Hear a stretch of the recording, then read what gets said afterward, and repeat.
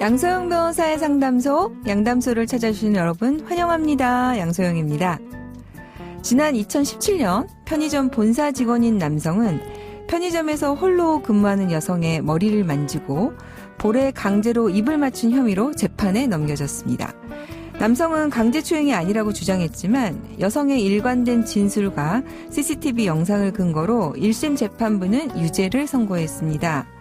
하지만 2심의 판단은 달랐습니다. 피해자가 피해자다운 모습을 보이지 않았다며 무죄를 선고한 겁니다. 그렇다면 대법원은 어떤 선택을 했을까요? 네, 2심 재판부는 피해자다움이 없다며 무죄를 선고했는데요. 바로 이런 모습 때문이었습니다. 신체 접촉 당시에 피해자가 종종 웃는 모습을 보이고 접촉이 반복적으로 이뤄지는 점을 볼 때 이성적으로 가까운 관계에서 장난을 치는 모습으로 보인다는 거였는데요. 하지만 이 결과는 대법원에서 다시 한번 뒤집혔습니다. 대법원은 먼저 2심 재판부가 무죄 판결을 내리기까지 과정을 문제 삼았습니다. 좀 잘 들어보셔요. 자, 1심이 인정한 진술의 신빙성과 증거의 증명력을 배척하기 위해서는 1심 판단이 명백하게 잘못됐다고 볼 만한 특별한 사정이 있어야 되는데, 자, 2심 재판부가 그런 게 없이 추가적인 증거 조사 없이 그냥 부수적인 사정이나 막연한 추측만으로 결과를 뒤집었다. 자, 이런 부분을 좀 지적을 했고요. 더 나아가서 피해자다움이 없다는 이유로 피해자 진술의 신빙성을 배척한 부분도 법리적으로 타당하지 않다. 자, 이런 취지로 원심을 파기하고 사실상 유죄 취지로 사건을 돌려보냈습니다. 대법원에서는 이제 최근 잇따라서 성인지 감수성을 굉장히 강조하는 판결을 선고하고 있습니다. 피해자의 입장에서 사건을 바라보고 상황을 종합적으로 고려해야 한다는 이런 의미에서 최종적으로 판단을 하고 있습니다. 무엇보다도 1심에서 인정한 판단을 2심에서 함부로 뒤집어서는 안 된다는 점도 강조해서 보고 있어서 이 부분도 좀 중요하게 판단이 돼야 될 것 같습니다. 양담소에서 함께 나눠볼 법률 궁금증이 있으시다면 YTN 라디오 양소영 변호사의 상담소 홈페이지에 남겨주시면 됩니다. 화나고 답답하고 억울한 당신의 법률 고민 함께 풀어볼게요. 오늘은 백수현 변호사님과 함께합니다. 변호사님 안녕하세요. 안녕하세요. 네, 오늘은 변호사님과 함께 상속에 관한 얘기를 좀 나눠보려고 합니다. 자, 변호사님, 자녀들이 상속 문제로 갈등을 겪지 않으려면 자, 지금 당장 뭘 하면 좋을까요? 뭘 하면 좋을까요? 질문이 너무 어려웠나요? 네. 네. 분쟁을 안 일으키려면 네. 일단 부모님 재산은 부모님 거다. 네. 내가 관여할 수 없다. 네. 는 생각을 일단 먼저 해야 되지 않을까요? 이런 우문에 현답을 주시고 맞습니다. 네, 일단 네. 그런 인식이 있어야 될 것 같고요. 뭐 또 갈등을 줄이기 위해서는 부모님께 유언장 쓰시라. 네. 네, 말씀드려서 부모님께서 알아서 본인이 유언장 쓰시고 재산 정리할 수 있게 조언 드리는 방법 있을 것 같습니다. 네. 부모님 재산은 부모님 거다. 예. 자, 오늘 양담소 홈페이지에 그래서 청취자분이 직접 올려주신 사연으로 얘기 나눠보도록 하겠습니다. 남편 때문에 속이 터지고 정말 고민이 큽니다. 남편은 형이 한 명 있습니다. 아주버님은 시부모님에게 경제적 지원을 하지 않고 저희만 도와드리고 있습니다. 아주버님이 저희보다 벌이가 좋지 않다는 이유에서였죠. 신혼 때부터 제가 이 점을 매우 못마땅하게 생각해서 많이 싸웠는데요. 남편은 부모님이 가진 재산을 우리에게 더 물려주실 수 있다 이러면서 자꾸 저를 설득했습니다. 상속이나 증여는 부모님 마음이라면서요. 시부모님도 부동산만 있으실 뿐 당장 손에 쥘 소득이 없으니 저희에게 일부는 의지해야 하는 상황인데요. 남편이 저 몰래 시어머니께 돈을 매달 조금씩 더 보내는 걸 확인했습니다. 남편이 자꾸 저러니 화가 나기도 하고 이럴 바에는 진짜 재산 기여도라도 인정받아서 상속을 더 받아야겠다는 생각도 듭니다. 남편의 말처럼 상속을 받을 때 자녀의 기여도가 반영이 되나요? 저희처럼 매달 용돈을 보내드리는 것도 반영이 되는지 궁금합니다. 네, 부모님께 이렇게 꾸준히 생활비를 드리고 있는 이런 효자 자녀의 경우에 상속 받을 때 기여분을 조금 인정받을 수 있느냐 이런 현실적인 질문이십니다. 네, 어떨까요? 꾸준히 생활비를 들였다 하면 네. 물론 사안에 따라 다르지만 기업은 인정받으실 수 있습니다. 네. 있는데 이제 그 사안을 좀 더 면밀히 좀 들여다봐야 되는 상황이고요. 네. 지금 상황에서 보면은 이제 다른 형제분은 전혀 안 도와주시는데 지금 이 남편분만 열심히 도와주시고 있나 봐요. 경제적 지원하시고 네. 용돈도 드리고. 이럴 경우에 이제 특별한 기여를 했다.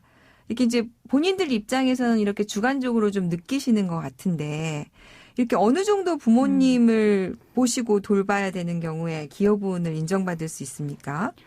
법원에서 기여분을 네. 인정하는 조건으로 이게 상당한 기간 아, 동안 네. 동거하고 간호하고 뭐 그 밖의 방법으로 특별히 부양한 경우 내지는 피상속인 그러니까 망인의 재산 유지나 증가에 특별히 기여한 경우 네. 이렇게 이제 특별히 아니면 내지는 상당한 기간 이렇게 좀 약간 판단 기준이 모호하지만 그렇게 통상적인 기여가 아니고 뭔가 특별한 기여를 했을 때 기여분을 인정을 해주는 거거든요.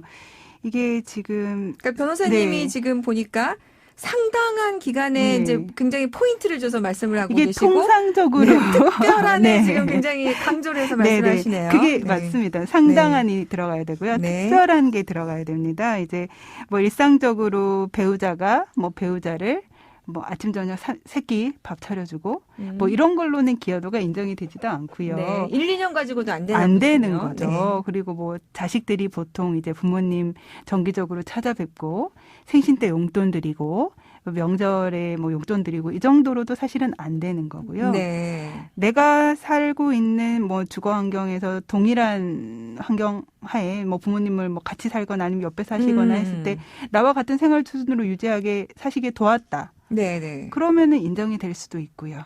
이것도 이제 기간도 중요할 것 같고 네. 생활비 지원한 금액이 어느 정도인지 음. 또 중요하고 그 생활비가 내 소득에서 차지하는 비율이 어느 정도인지 이런 것도 좀 중요할 것 같고요. 이런 건 어떻습니까? 아버지 회사에서 일을 하면서 월급을 받는 경우는 어떻습니까? 그게 이제 원칙적으로는 이런 내 특별한 기여가 무상이어야 됩니다. 그러니까 네. 예를 들어서 뭐 아버님 모시고 살았어요.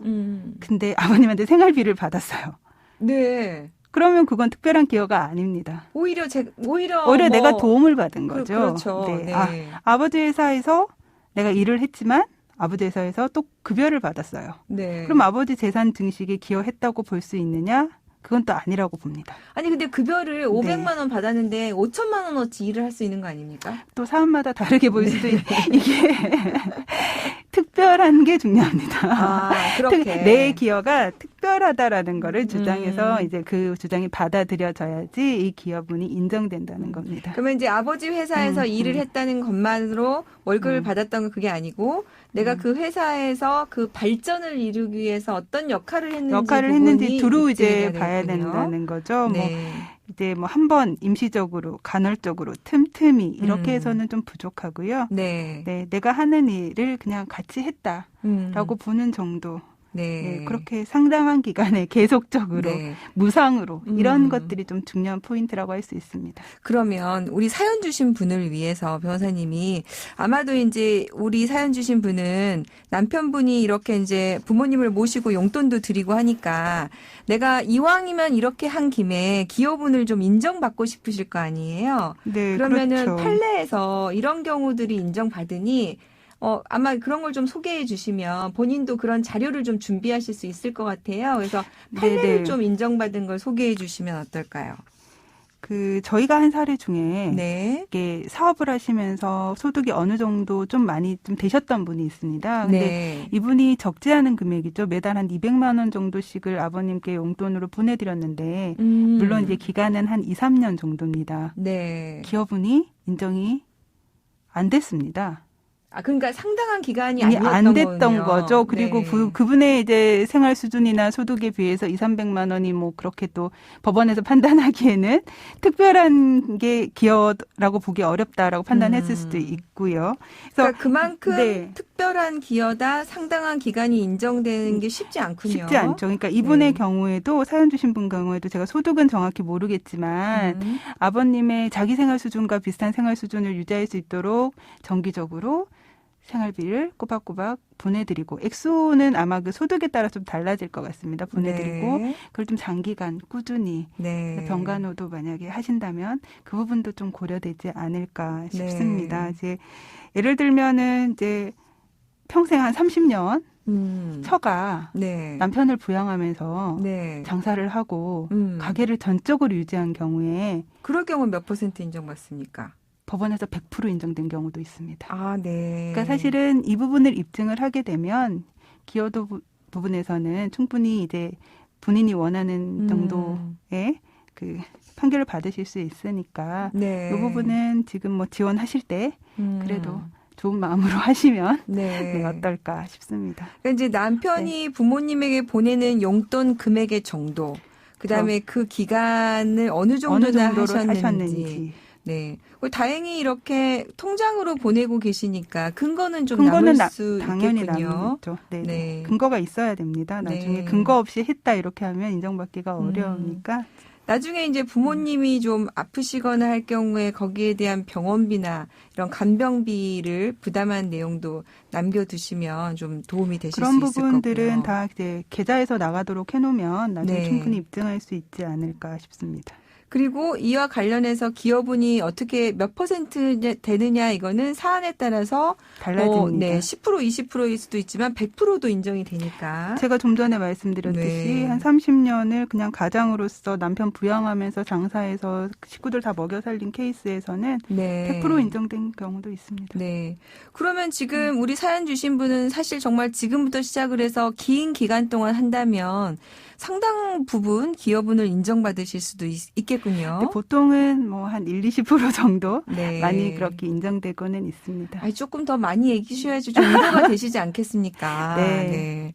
그리고 또 효자들 경우에는 동거 또 그 집에 대해서 상속을 받을 경우에 여기에 세제 혜택도 있으니까 이제 이런 부분들은 사실은 법적으로 좀 배려가 되면 이렇게 효자들에게 많은 좀 힘을 줄 수 있지 않을까 그런 생각도 해봅니다. 그래서 기여분이 좀 더 많이 인정되어야 저희가 좀 더 네. 노력하겠습니다. 네, 오늘 또 백수연 변호사님 도움 말씀 감사합니다. 우리 사연 주신 분 좀 힘이 나셨으면 좋겠습니다. 양소영 변호사의 상담소 양담소는 내일 또 문을 엽니다. 끝곡 퀸의 플레이 더 게임 들려드릴게요. 지금까지 양소영이었습니다.